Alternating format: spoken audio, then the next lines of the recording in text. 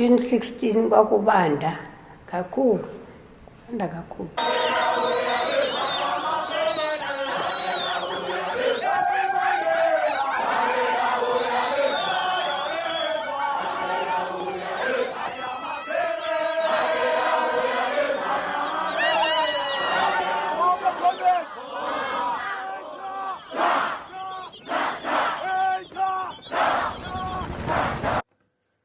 Hey Ilizwi Moja Africa family, welcome to episode 15 of our podcast. We are continuing our series on trailblazing youth doing amazing things in Africa. So to recap, we had an enlightening discussion with Akali, a Nigerian agripreneur who is a record holder of the world's tallest packaged fruit tower. How amazing is that, right? So I'm your host for today, Slindi Mthembu, an academic enthusiast. A special shout out to my co-host, Heri Yanga, a youth mentor, author and leadership coach at Choose Rising Consulting from Kenya, as well as a shout out to our social media volunteer, Kahliso. But before we jump into it, we would appreciate it if you follow us on Twitter at Ilizwi Moja or on Facebook at Ilizwi Moja, and check out our TikTok at Ilizwi Moja Africa. Also, do not forget to like our videos and subscribe to our YouTube channel. So wow, today we are commemorating the 48th anniversary of the 16th June Soweto Uprising in South Africa. So in 1975, protests started in African schools after a directive from the Bantu Education Department that Afrikaans had to be used on an equal basis with English as a language of instruction in secondary schools. The issue, however, was not so much the Afrikaans as the whole Bantu education system, which was categorized by separate schools and universities, poor facilities, overcrowded classrooms, and inadequately trained teachers. So on 16 June 1976, more than 20,000 pupils from Soweto began a protest march. In the wake of the clashes with the police and the violence that ensued during the next few weeks, approximately 700 people, many of them youths, were killed and property destroyed. So we're going to hear from our first guest, Wandile Sangweni, on this particular matter. So the first question is, who is Wandile? Wandile is a young African aspiring attorney. I'm currently working towards becoming an admitted attorney in my country, and hopefully soon a doctor of laws with a degree from some international university. I am very passionate about international politics and law and how they all relate to one another. I studied at the University of Witwatersrand and I graduated in a BA majoring in law, politics, international relations and English, and I also studied a Bachelor of Laws, and graduated in 2022. I am very passionate about my country, I'm very passionate about my continent, I'm very passionate about its people, and yes, very debatey, I would say. I love to debate, especially in relation to politics, international politics, law, and basically Africa. June 16 means resilience and perseverance of African youth in Africa. As a young Black African student, or former student and now graduate, June 16 inspired me to fight for my own education, especially in relation to getting the education that I wanted, which was to study law, and not giving up when things got tough, when things got hard, but also to fight for the inclusion of other Black students in our education systems who will then receive education, essentially. In South Africa, in a lot of universities, a lot of students are excluded due to finances. And I've worked with members of my church to fight and help students to not be excluded from receiving an education, because June 16 means for us that we fight for every African child to receive an education in Africa. It has also inspired us to, come up with the term, or rather use the term. We didn't come up with it because it's a Zulu term, to rather use the term Ilwa, which means fight, to fight for our education, to fight for our families, because it is through education that Black families advance, especially in Africa, and also to fight for what we believe is right for Africa. If Africans are more educated, we can become more advanced in terms of advancing our own people, technology, and so forth. In relation to question 3, how do I see the legacy of June 16 reflected, in our education systems in terms of equality, inclusivity, and quality education? I would say that how I see it reflected, the legacy, is that, with relation to Fees Must Fall, students fought for more inclusive, decolonized education in terms of including more African writers, African perspectives in the education that was provided to students.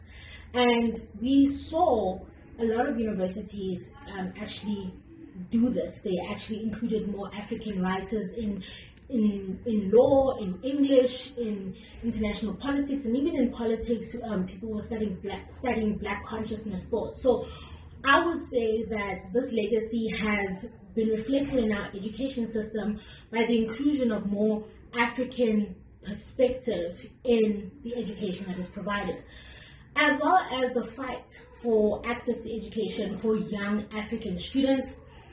A lot of students get excluded from university due to fees, due to the inability to actually understand what they are studying. And we've seen in universities that programs are being created to help, students actually understand what they're studying in their own home languages. Some of them are even able to write dissertations in their home languages, and also just to basically help students get more funding, help students get an education. So I'd say the fight for access to education is what shows more of the equality of some of the education systems in our country.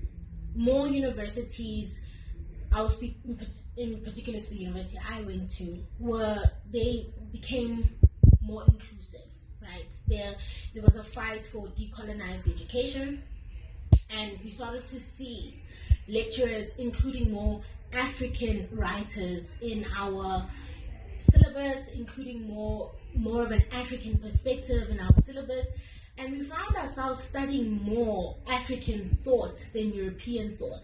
So I will say that the fight for inclusivity of decolonized quality education in schools, in universities, is what I would say is a reflection of more equal education, more inclusive education, and more of a quality education, as it teaches us more of our own form of thought, our own people. In Zulu, we have a saying that says, "Umuntu umuntu ngabantu."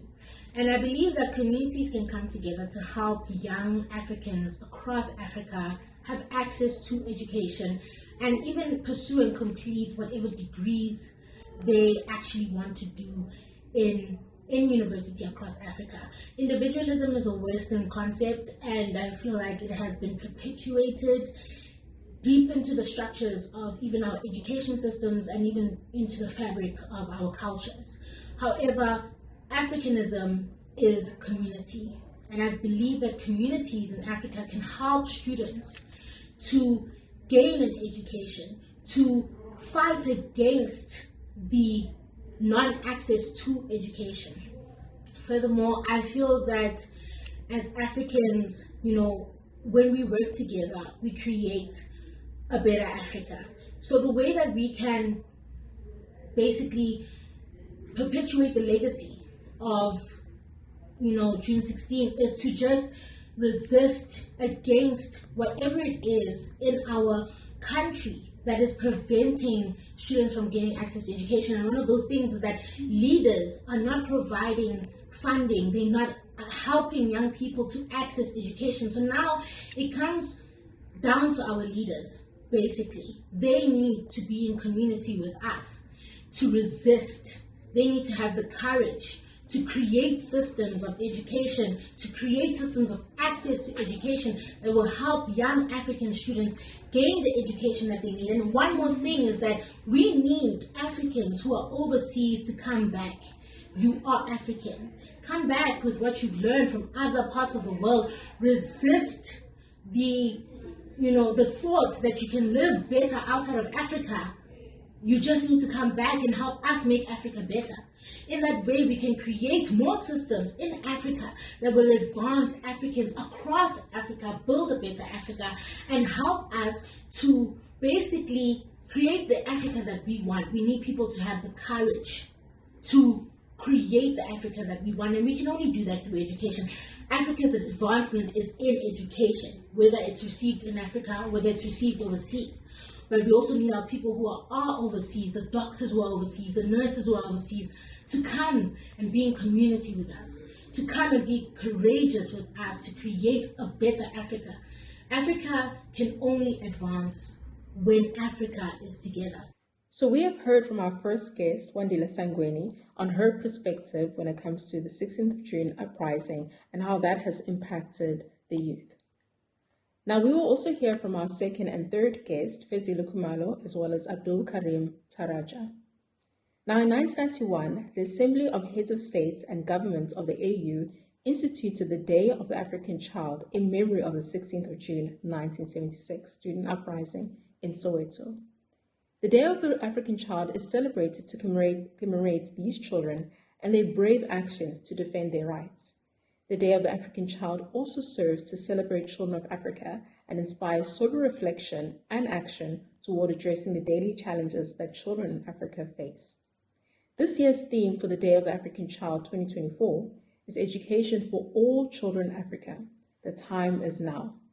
This theme is in line with the theme of the African Union for the year 2024, which reads, Educate an African fit for the 21st century, building resilient education systems for increased access to inclusive, lifelong, quality, and relevant learning in Africa.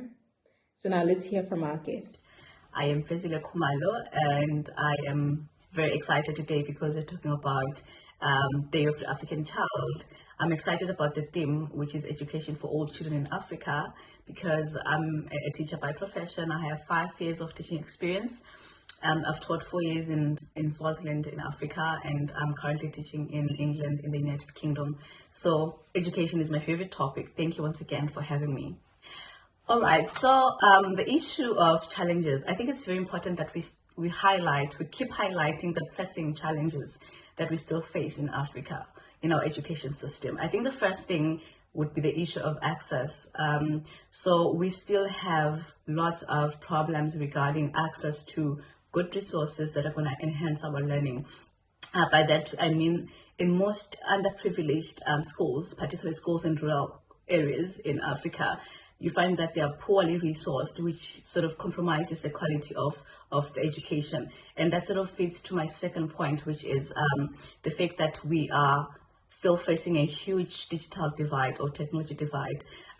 Unfortunately, most of our schools still have a problem in accessing resources, technology and digital resources. So it makes our children sort of at a disadvantage as compared to their global peers who are actually growing up and being taught in a digital enriched environment. So our kids do not have the sufficient experience and exposure to these tools which are going to help them compete at a global stage. And maybe the last thing would be the quality of education itself. I feel like our education system or curriculum is still outdated. It does not prepare our children for competition at the global stage. It doesn't really give them the skills they need in the 21st century. Skills like digital skills, coding skills, creativity, entrepreneurship skills. So our curriculum still teaches our kids to seek employment. Unfortunately, that's not what's happening in the world out there. Now, kids are able to be equipped with different skills that are needed in the 21st century, while maybe in Africa we're still far behind with that. Okay, I think maybe to bridge the gap between the traditional education systems and the demands of the 21st century, it's important that we approach this in a multifaceted way.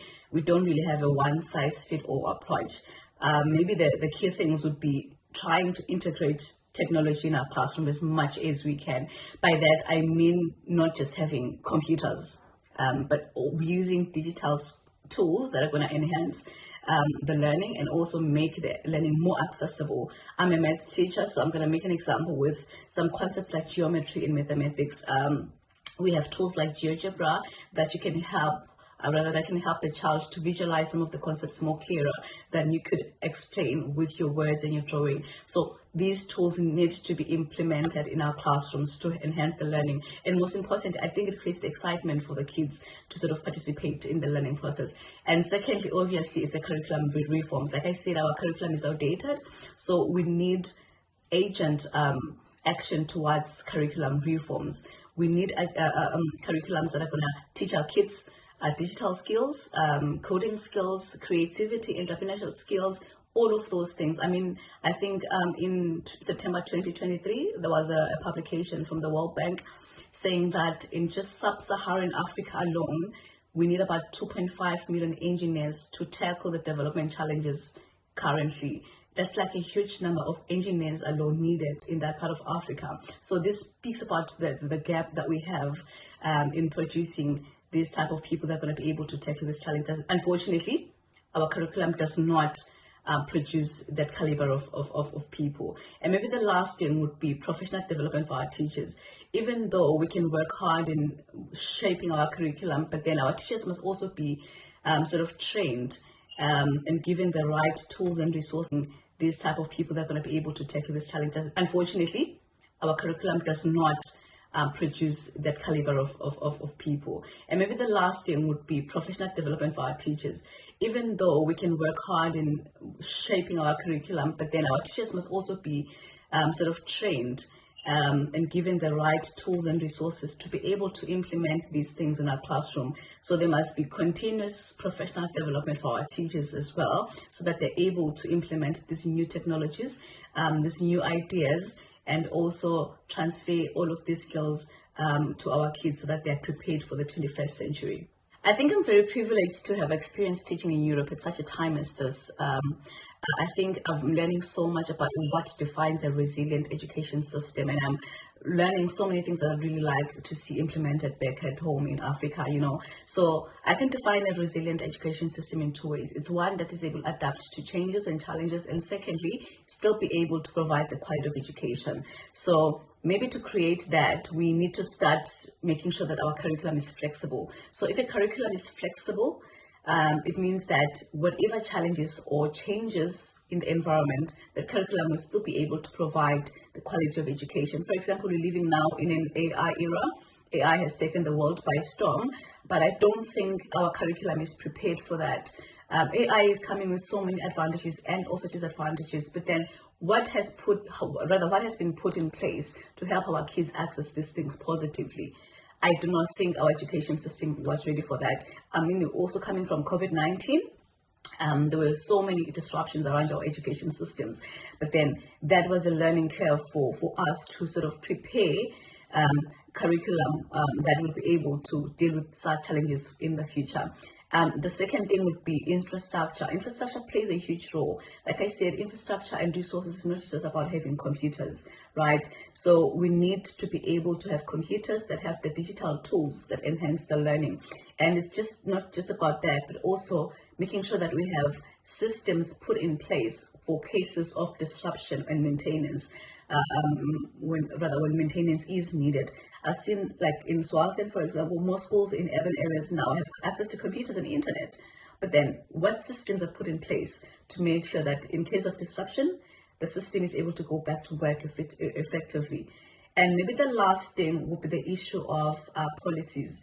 I think we need our policies to be sort of revised and have a proper framework. And our governments must also invest a lot in making sure that they prioritize education in their budgets, because all of these things that we need to implement, curriculum development, resources, and all of those things need money, and they need that our governments should prioritize education system and take into account all of these changes that are happening in the education system in the world. So all of those things I think should help our children to access the education which will be needed for the 21st century and for them to compete at a global stage. Hello, and thank you so much for inviting me. My name is Abdul Karim Taraja from Kenya. I'm the founder and the Chief Executive Officer at Elgon Center for Education, public benefits organization, or formerly a non-governmental organization here in Kenya. Our main goal of the organization is to promote access to education, reproductive health, mitigating effects of alcohol and substance abuse, among other academic mentorship programs, with the aim, again, of promoting sustainable peace and development. Our region has seen very many issues around education, with high cases of school dropouts, teenage pregnancies, people fighting over land, and so many other things that has affected access to education, and hence our active role in promoting these rights. I'm also a Mandela Washington Fellow 2022, taking leadership in public management at the Syracuse University in New York. And it's amazing to have joined and learned about your experiences so far. And I'm very much glad to join you in this Day of African Child, since it began in 1976 in Soweto, and has positive impact and inspiration across not sub-Saharan Africa, but even across the world. Thank you so much. The UNESCO statistical report about the youth literacy, averaging the youth between 15 to 24 years, putting sub-Saharan Africa at an average of 77% compared to the world global at 95% is something to worry. And as an organization and as an individual who's been on the ground for some time, there are places that is even much worse. That averages around 65% to 20%. And this is a worrying trend. And these are areas where you will find conflicts-prone areas, the rate of crime is very high, so many children are not going to school. And so this is a matter of concern. The world leaders and organizations, even as we continue the decade of action towards the Sustainable Development Goals, it's a worrying trend. In the areas of our work, sometimes we've gone to schools where the students, even as far as grade 9 or grade 12, still are not able to read and write properly because they have a poor foundational literacy and numeracy in their schools and elementary. So this is a worrying trend that we really need to work on, and also to ensure that the governments, the parents, the communities, and all organizations bring their effort together to promote this literacy and to ensure Goal 4 of the SDG is really achieved. We are only remaining with about 5 years before this thing is achieved. Even as we talk about education for all, there are so many children outside here in sub-Saharan Africa and even other darkest corners where they are not having the access to education. With the COVID-19 exacerbating the effects and also the current climate change, young people are constantly being affected. The level of literacy is affected generally, and this is what calls up for the world to come together to ensure that we promote access to education for all, including the eras of emergencies. African youth have a great role to play in terms of promoting not just access but even retention and completion. And as an organization as well, I can draw some experiences from the work that we've been able to do.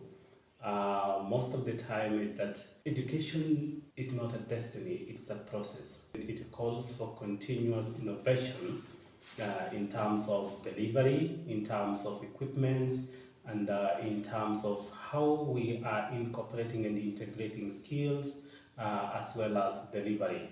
At the moment, we're living in the 21st century where there is a lot of things moving very fast. There is dynamism of technology. It also calls for an education technology, what we call the EdTech, to take place, the digital learning eras and the access to digital devices for learning. And this also has helped us to understand that in Africa, we have the youngest workforce, the youngest creative people, and that we need to utilize and leverage on this in order for us to invent how education is done.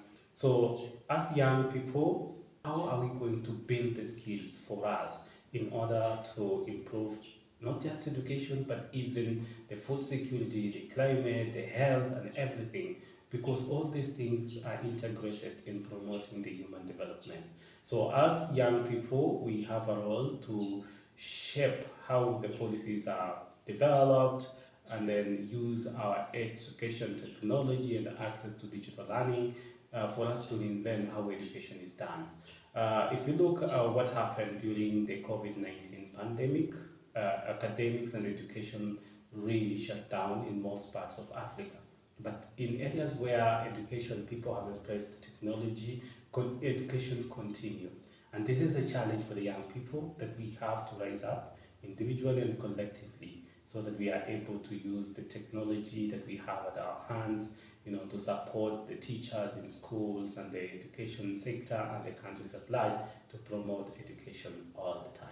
The 16th of June of 1976 in Soweto, South Africa, keeps on reminding us the struggle, not just for the freedom of the South African people, but also the freedom and the future of the young people as far as education is concerned. And this has given me an opportunity for the last 5 years. I've been able to mark and celebrate this important day that has been referred to as the Day of African Child. And what the Soweto children did really has inspired not just the children in South Africa, but also across the continent and even the rest of the world. This also reminds us as young people that governments sometimes are there to be pushed upon so that they are able to develop the policies that are adaptive, integrative, and also that projects and appreciates the future of the young people as far as education is concerned. So as a young person, it is our own prerogative and also an opportunity for us to participate in decision making, especially in the policies governing not just education, but even in every area. But since education is the key to a better life and a better community and better development, it's upon us as young people to really participate. They say nothing for us without us. And as young people, it is an opportunity for us to continue to championing and also participating in the campaigns that can really help call for the governments to make policies that are adaptive and also that project a better future for the young people. And this is very important, even at the moment with all the dynamics and changes that are happening. We have to create an opportunity and our time to participate in these policies. It's very difficult to find out that there are so many bureaucratic systems where many young organizations, especially here in Kenya, organizations that are supposed to work with schools are required to go through a very rigorous and bureaucratic procedures to obtain authority to work with schools, and this also has discouraged most of the organizations in working with schools, even when there are other people and young people who really wish to work with schools. It makes it much difficult to do that. And so with that, we need a lot of public participation. The ministry is providing an opportunity for a meaningful engagement with the young people to address these cases.